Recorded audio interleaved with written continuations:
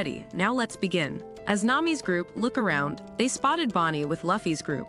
She was still asleep, which reminded Vegapunk of Kuma, making him feel guilty. Luffy quickly urged him to apologize to Bonnie and offered to help him outside. Meanwhile, Lucci's group approached, and they recognized the giant monsters as Vegapunk's guards. Lucci ordered an attack, but when they were defeated, Pythagoras alerted Shaka that CP0 had been dispatched by the world government. Worrying Nami's group, Lilith suggested handing over the Straw Hat Pirates to Lucci. Causing fear among everyone, Shaka decided they would fight alongside the Revolutionary Army.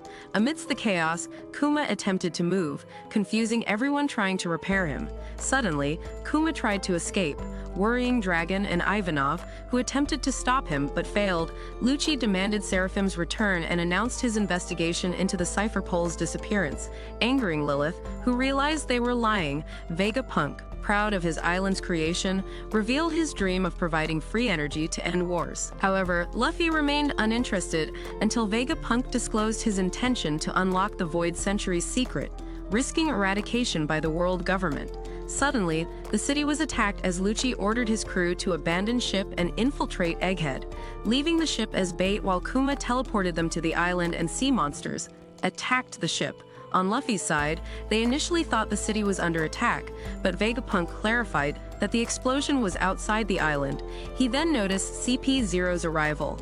Although Luffy didn't see much difference from CP9, Jinbei informed Luffy that CP0 was much stronger, which caught their attention. Meanwhile, Lucci had infiltrated the city, intriguing everyone with its modernity. The employees recognized them as CP0. Adding to the worry, Sanji was determined to protect Robin this time, while Shaka wondered how they entered without their ship, destroyed by sea monsters. Pythagoras speculated it was due to Kuma's powers. Realizing they'd abandoned ship, prepared to sacrifice, Shaka ordered everyone to evacuate while releasing all the Seraphim. Seraphim number 1, S-Hawk, resembled Maha. Seraphim number 3, Snake, resembled Boa Hancock.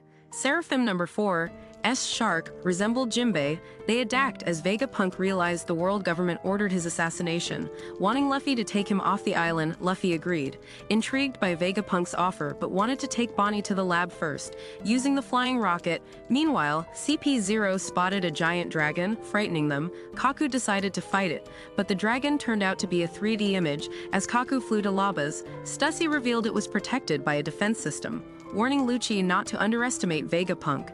Atlas chased them away, surprising Kaku, while Stussy disclosed she was one of Vegapunk's clones. As Atlas prepared to attack Lucci, Nami's group grew worried, but Shaka's attempts to stop her failed. Surprisingly, Lucci decided to confront Atlas himself, unleashing his devil fruit power.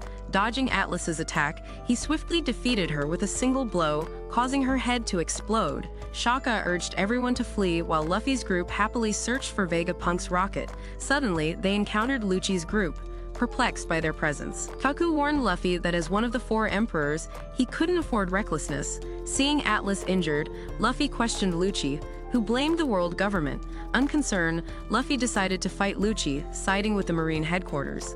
Upon learning Luffy's location, Ainu grew angry, fearing Vegapunk might side with the Straw Hats. Kizaru departed for Egghead to prevent their cooperation, while Ainu ordered Lucci not to engage with Luffy until the Navy's arrival. Meanwhile, Jinbei and Chopper planned to take Bonnie and Atlas away as Luffy prepared to battle Lucci. Despite Jinbei's advice to wait, Luffy was determined to confront him for his actions. Their clash began with Lucci blocking Luffy's attack and countering. Both activated Haki, but Lucci managed to knock Luffy back.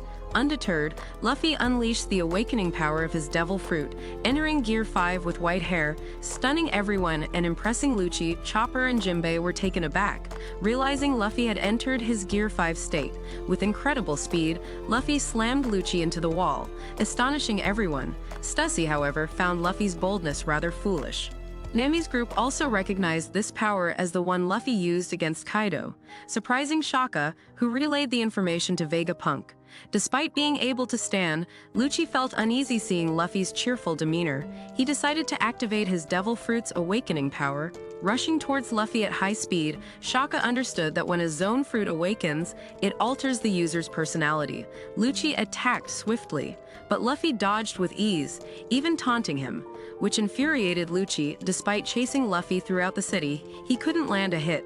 Meanwhile, Vegapunk rushed to the surveillance room to witness Luffy's Warrior of Liberation state. He asked Nami's group for information, learning it came from the Gu Gu Noi, surprising him, as it wasn't in his encyclopedia. Seeing Luffy's impressive gear, 5-state delighted Vegapunk, who understood its significance.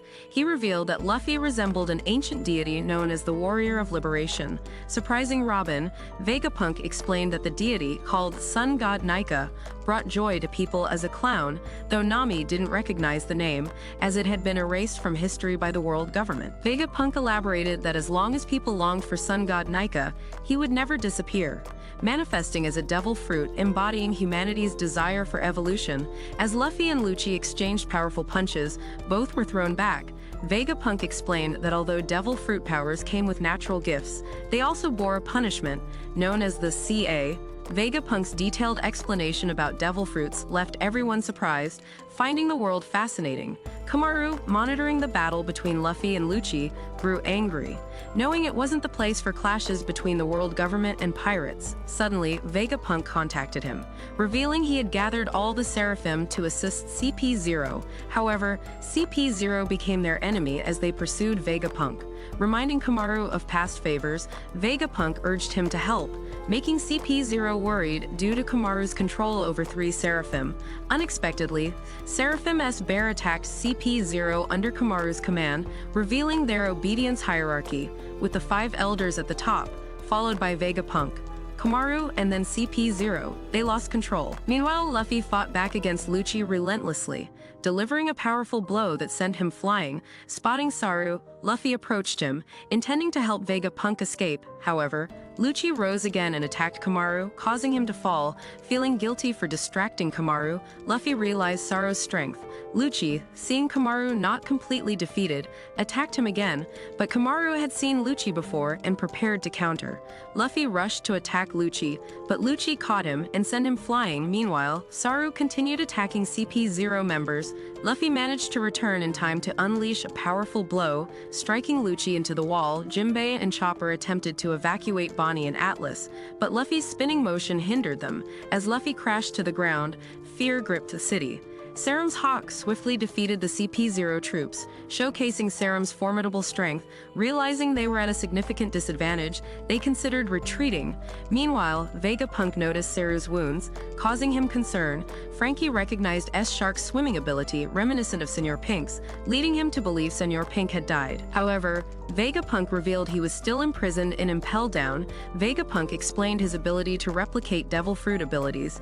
Though he initially mentioned only zone types, Frankie recalled Caesar's faulty Smile Devil Fruits. Angering Robin, Vegapunk clarified that special Devil Fruits could be replicated, but required significant resources and time. He attempted to create zone-type Devil Fruits, but failed, discovering a way to create Paramecia-type Devil Fruits instead, using lineage factors. S-Snake's arm tube revealed this research, producing blue-colored blood. Surprising Frankie, S-Snake used Boa Hancock's ability to petrify CP0 soldiers, while S-Bear unleashed a massive explosion akin to Kuma's ability.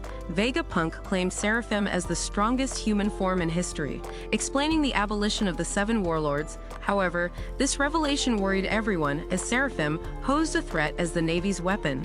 Kamaru struggled to stand, heavily injured, while Lucci, undeterred, confronted Saru. Despite Kamaru's denial of friendship with Luffy, Lucci attacked Saru. Unexpectedly, Luffy returned, his head unusually large. Surprising Lucci, Luffy swiftly attacked Lucci, who managed to dodge and moved quickly to find an opening. Using a stone to shoot out, Luffy kept Lucci on the defensive. Unexpectedly, Luffy appeared behind him and devised a new move, turning a pipe into rubber and using its elasticity to strike Lucci, reminiscent of their previous encounter. With an incredibly powerful blow, Luffy defeated Lucci, leaving him astonished at Luffy's newfound strength. Meanwhile, S-Snake guided Chopper and Jinbei to escape, leading them to Vegapunk's rocket. Jinbei thanked S-Snake, making her feel embarrassed. With time running out, there wasn't enough room for Saru on the rocket. However, Saru trusted Luffy to fulfill the promise and urged him to leave. With just 9 seconds left, Luffy ran at top speed and boarded the rocket in time. The rocket launched, transporting Luffy's group to Vegapunk's Research Institute. Surprisingly, Bonnie discovered that Luffy had been transformed into an old man, shocking everyone. Despite their initial shock, they arrived at their destination in just 32 seconds, astonishing the entire group with a rocket's speed. Below the factory, all the residents had fled, leaving only Kamaru behind. Seeing Lucci standing up, Kamaru believed in Luffy's promise and finally felt relieved, fainting in the process. With the Seraphim attack stopped, CP0 continued their mission. And that wraps up today's recap. Don't forget to like, share, and subscribe. Thank you for watching, and see you next time.